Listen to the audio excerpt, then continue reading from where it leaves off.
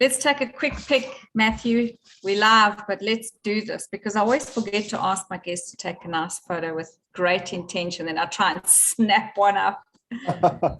Okay. Cool. Okay, welcome to this Friendly Friday with like-minded entrepreneurs who just like to share and share alike.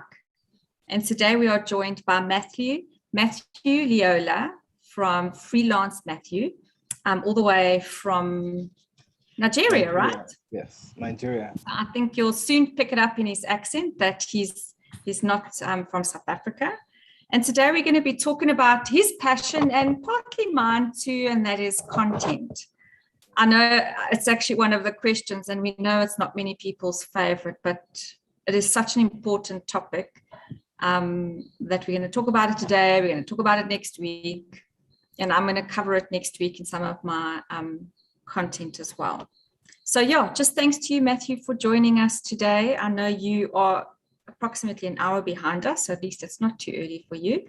And we look forward to what you have to share with us.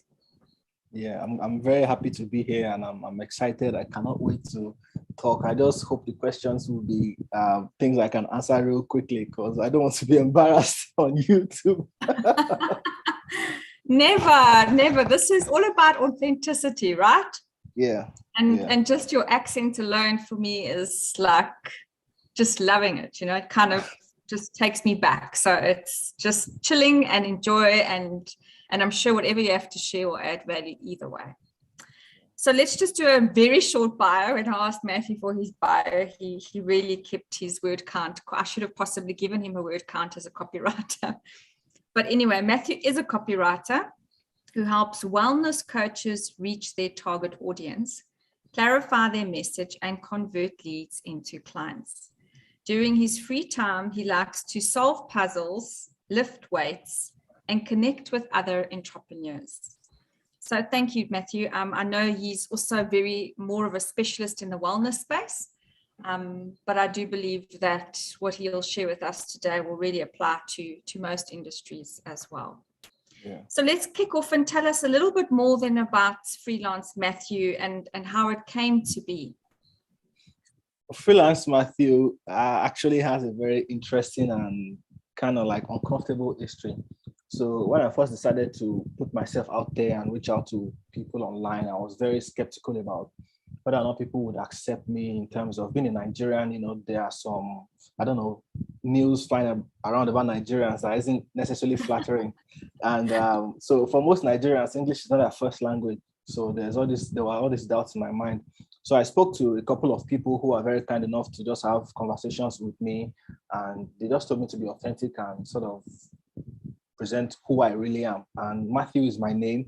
And I was planning to be a freelancer. So I just said Freelance Matthew. And I was so excited because the domain was available. And in retrospect, it's kind of like memorable, you know, Freelance Matthew is something you can easily remember. So it makes it easier to find me, and it's just been very, very interesting. And I'm really glad I chose the name so far. So I specialize in the wellness space because it's something I'm very passionate about. First of all, I have a degree in physical therapy, which really just forms an educational basis for me. And I enjoy fitness. I enjoy exercising. I try to spend as much free time as I can exercising because it's something that really gives me joy, you know. So it was just about me being able to combine two of my strongest passions together, and also the fact that I enjoy writing, and I've spent the last couple of years trying to improve my craft and be better at it and achieve results. So, you know, specializing in this space was just something that came naturally to me.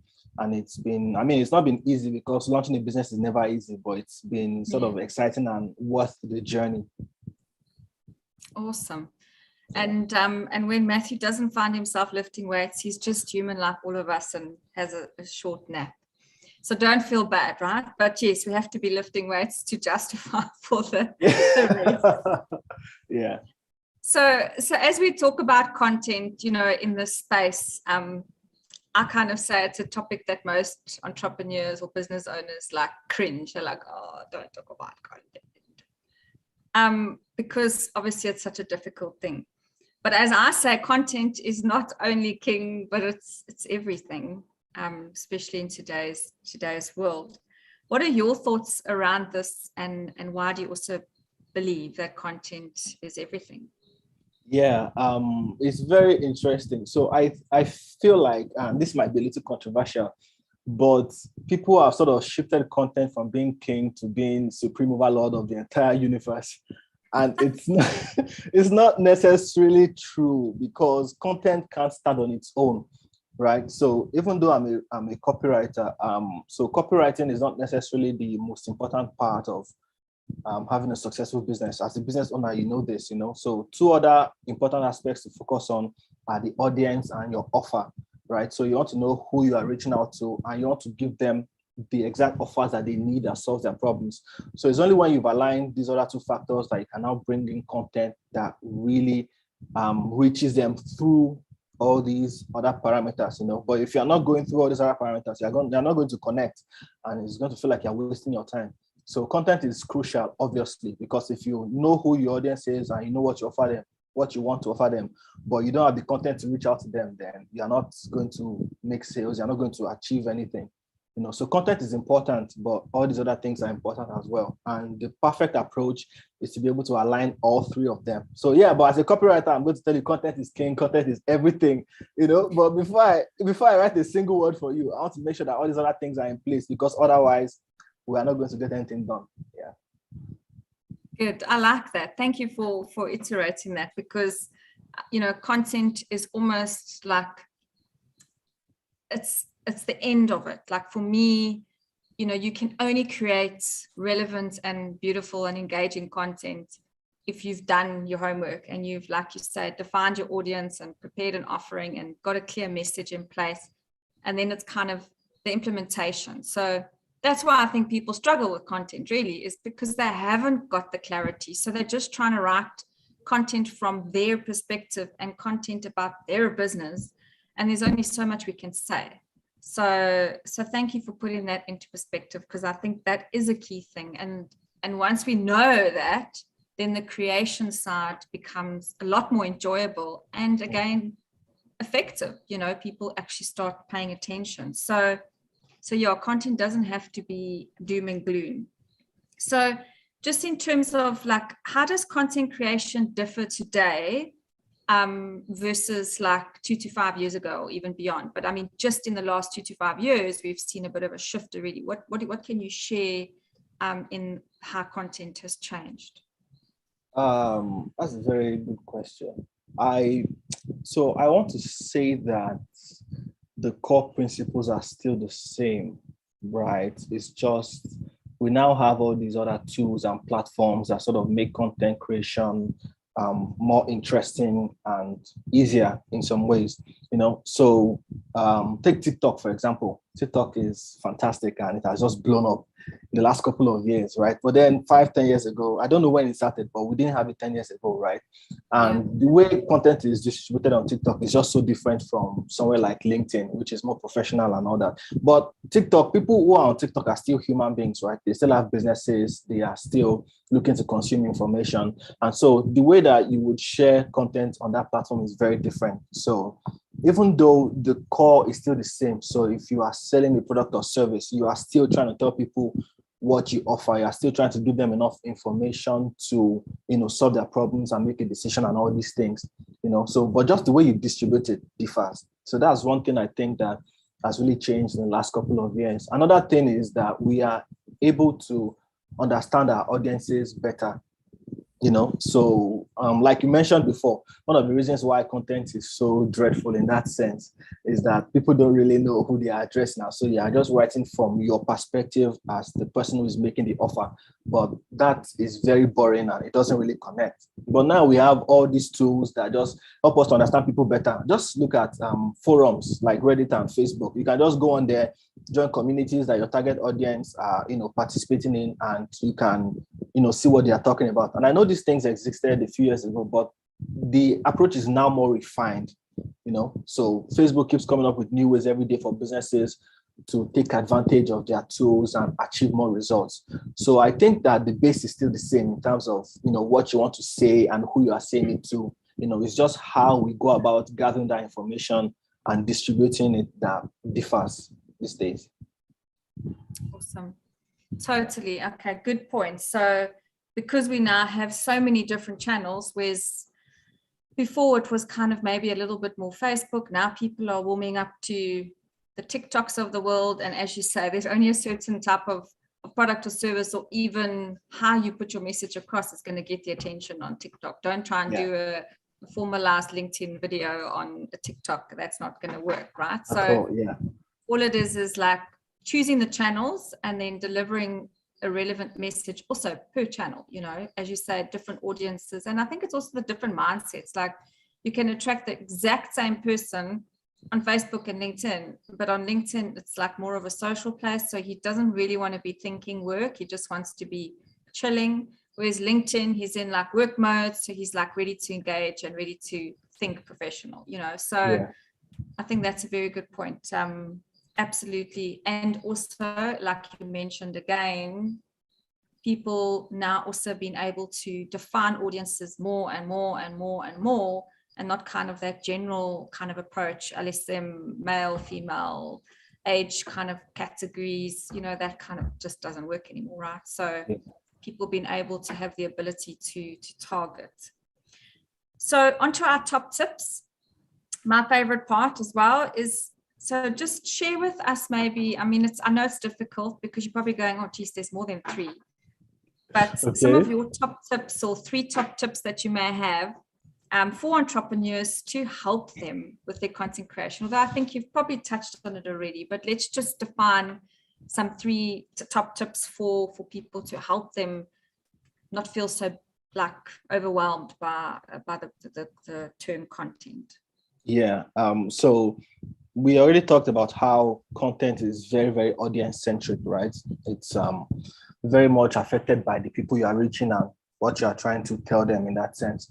So I think the biggest tip you can ever implement is to have a conversation. So, and I'm not talking about putting content out there. I mean, like, get somebody on a Zoom call and talk to them. I remember I was working with a client a couple of weeks ago, and she teaches dance classes, right? She teaches Polynesian dance classes. It's very niche, very specific, and you know, there's only a specific kind of person that wants to take a class like that. But she knows her stuff, but she was not so clear on why people want it. So she had clients who then came through referrals, but she hasn't had those conversations with those clients where she asked them, you know, what is the one thing you are getting from these classes, you know, because not everybody who takes the class wants to learn how to dance. Some people just want to feel like they are in control of their bodies, or they are building flexibility, or they're having fun and burning calories, you know. So I feel like it's not even I feel like, it's something I've confirmed over and over again. So having those conversations with your audiences where you ask somebody who has bought from you, what is the one thing, what are the 3 things that my product or service does for you? And you'll be surprised at the answer you get. It could be so much different from what you think that they get. So when you know that then helps you to create messages that people will resonate with, because now you know exactly what people are getting from you, right? So the second tip would have to be stick to what you know, because there is so much pressure, and I feel the pressure as well, pressure to create on all these different platforms. There are so many platforms. There are so many, you know, and it can get overwhelming. So just pick one that you understand and that you feel comfortable creating on and that you enjoy, and go with it. So if you don't like writing, then obviously creating blogs is not your thing. You know, if you are a very vocal person, then maybe start a podcast, and you don't have to have 1 million views the first episode. You know, just start a podcast and invite a few friends, say, listen to this. And once you know that 1 or 2 people are listening and they're getting value from it, then you know that you have enough to continue, you know. So, you know, at least know that it's connecting. So pick the thing that you are most comfortable with and you are most skilled at, and then create on there.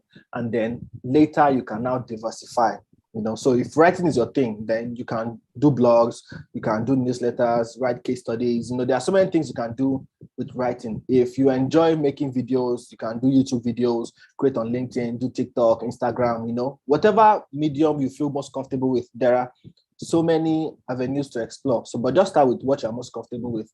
And the third thing I would say, I'm trying to give tips that people don't already have an idea about, because if you ask anybody, even if they're not into content creation, they can give you top 3 tips real quick that they think should work. I think it would have to be use stories. So if you are an accountant, for example, everybody thinks the job of an accountant is very boring, right? It's just numbers and spreadsheets and all that. So if you're trying to create content around that, you will find that you might put your audience to sleep very, very quickly, because you are talking about all these things that even though people know are important, they don't really want to hear. But what you can do is tell the stories behind them. So if you help the client out with their tax audit, and then you are able to get them returns, or save them some money, then you can first of all lead with that story and say, now the person that you helped is so much happier, they have more money in their pocket, they understand their taxes better.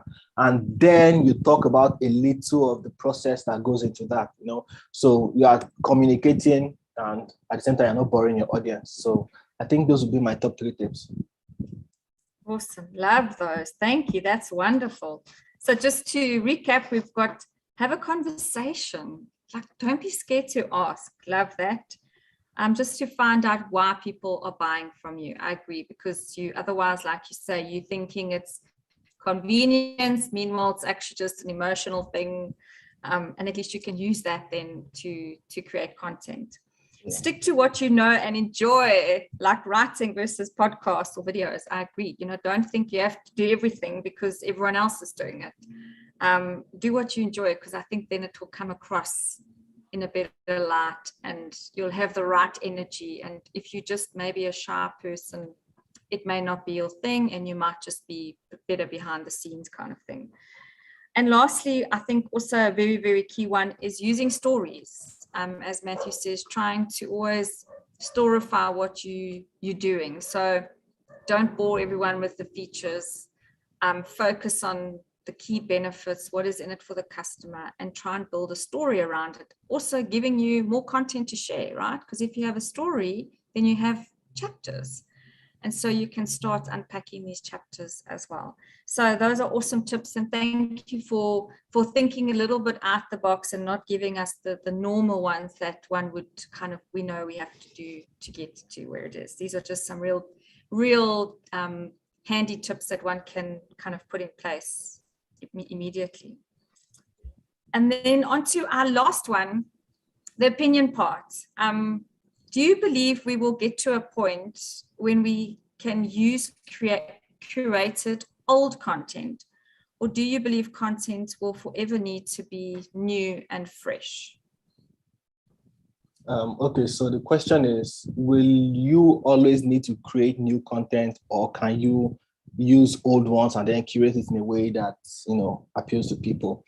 Yeah, so I think because a lot of people still curate content and stuff, and are we going to get to a point where we can continue to do so, or do you think people are just going to continually see new and fresh content? I feel like it's both. So here's why. How they say there's nothing new under the sun. Yes. So, I mean, it's not exactly true, because now we have electric cars and all these amazing technologies that we didn't have, 50 years ago. But like I mentioned earlier, the foundation is still the same. It's still the same basic stuff. So electric cars are appealing to emotions that we've always had, people who care about the environment. Before, we used to worry about only plastics and maybe carbon emissions, but now we have something to do about it. So every new technology is sort of appealing to human needs and emotions, which are things that will always be there. So in that way, old content will still be relevant. However, the medium might not be. So if you pull a blog post from 15 years ago, nobody would read it today, because the formatting is just so different. The way we used to use headings, and I say we like I was in the business then. Matthew, I can't believe that you're that old. So the way they used to use headings and pictures and all these other dynamic elements were very different then. It was very, very cut and dry, very boring. You knew that everybody who came to this wanted to read it. But today with SEO and all these other things, you are trying to capture the attention of people, and you have only a few seconds to keep them on the page or they leave. So we've had to be dynamic in the way that we retain people. So you could still use old content, but you will need to tweak it. So it needs to be old and fresh at the same time. Yeah. So you could pull a blog post from 20 years ago. I mean, as a copywriter, many of the lessons I learned today, I still learn from people I call the OGs, the people who were in direct mail copywriting, and they were pulling in millions in sales, So their principles still apply. You just have to tweak it a bit to today's audience and make sure that it is connecting in the way that people have gotten used to consuming content, So one thing I wanted to mention was I came across a tool a couple of months ago, and it blew my mind. So it's called Jarvis.ai. So Jarvis as in Iron Man's artificial intelligence.ai. That's the website. Yeah. So basically, what it does is, so it's jarvis.ai. So what it does is it could write an entire blog post for you. And it just goes online. So if you wanted to write about how to market, say, an electric car, for example, so you type it in there, you took it, all your parameters, how long you want it to be, the keywords you're looking to use, if you want the language to be very loose, very fun, or very professional. And the tool just goes online, searches, all the articles are publicly available on the web, and it pulls information and gathers them together. And within seconds, you have a fully written blog post. And then all you have to do is ensure that the language flows, because at the end of the day, it's written by a robot, Yes. So you have to ensure that you get the paragraphs right, make sure the language flows and all that. And within 15-30 minutes, you can have a long blog post that, hits all these keywords and all these things. It was mind-blowing, So that's a unique example of, mixing fresh and old content, right? Jarvis.ai is a new tool. It's fresh in that way, but then it's curating old content, Yes. Yes. Yeah, taking what they kind of, the Google concept, going to find content, putting it in a format, and that's crazy stuff. So that means that, in 10 years time, are we not going to have jobs and stuff? We are going to be all replaced by systems and the web, right? I thought the same thing when I first saw it. I was like, oh my God, this thing is trying to take my job. I actually did. But the truth is, so like I said, you will still need to go through it and make sure that all these things are on point. Yes. Yeah. So, but besides that, the tool cannot create new stuff, right? It can only curate old stuff. So if you came up with a unique audience segmentation and you wanted to start teaching people who installed network masts how to market, that's very, very niche, and there might not be that much information on the internet already, and so you would still need somebody who understands audiences and offers and copywriting to create content for you that targets those people, So I don't know if I will have a job in 50 years, but I hope I will. We're gonna have to create one. That's it. You're just going to have to create one, whatever the need may be at that time, because it's just insane, like you say, how all these online resources are just coming in and doing all these crazy things. That's crazy. Look, I do believe that robots have their place, but then again, I also believe there's still a human connection. And actually content is just one of those things. So yes, take a blog off jarvis.ai, but please, you need to still personalize or humanize it. That's definitely. But interesting. So there we go. Old content, new content, absolutely still going to be relevant, but obviously changing it up, modernizing it, as you said, in terms of what it is that Google wants, how you got to do your headers, how you got to match up to SEO, and what it is that the web wants ultimately to also get noticed. So that's been awesome. Thank you so much, Matthew, for sharing with us. It's been great having you and just listening to what your thoughts are. It's always nice to have somebody else's opinion. And really enjoyed it. So thank you. You're welcome. I'm very, very happy to be here. And Matthew and I are also going to be doing some work together. So if you do require any copywriting, you can get in touch with Freelance Matthew. And if you enjoyed the interview, go on and give us a comment and tell us what it is that you took out of the interview, or just like it, comment, or even just give my page a subscribe, since I'm also trying to grow my subscription. And then we'll be joined again next week by Megan Deers, who actually Matthew knows, also a content writer, kind of sticking to the content theme as it seems to be quite a critical one today. And again, talking about content and content planning. So yeah, thanks so much again, everybody. And we will see you then next week, same time, same place. Thanks, Matthew. You're welcome. Bye.